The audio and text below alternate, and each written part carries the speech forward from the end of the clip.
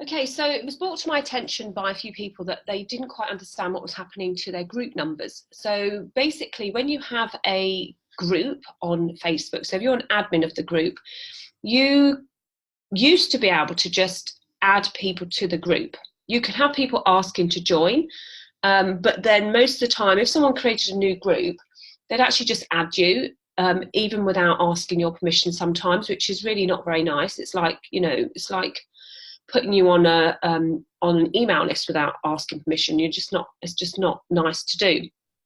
So what Facebook have done now, they've introduced a way of you inviting people to your group, and they have to accept.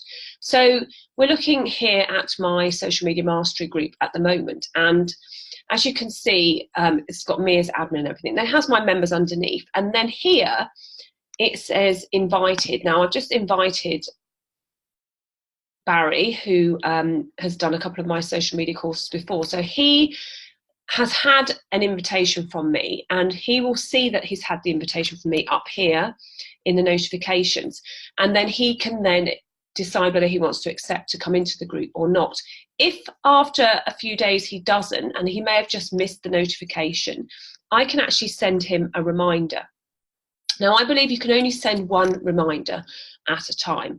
So that's how you now see who's been invited and who hasn't. So sometimes what happens is that Facebook will automatically put those that are inactive in your group, who have never ever engaged with any content whatsoever, into the invited section, so that they can then get notification that they've been put into the group, and then they can actually decide whether they want to go into the group or whether they want to be whether they want to remove themselves from the group.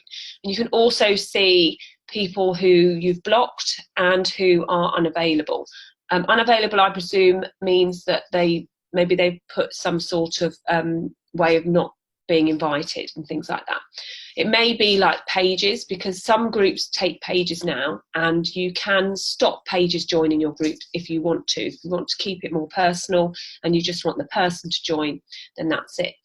So that's how you look at who's in your group, and then you can then invite people to your group or not invite them to your group. So I hope that was helpful.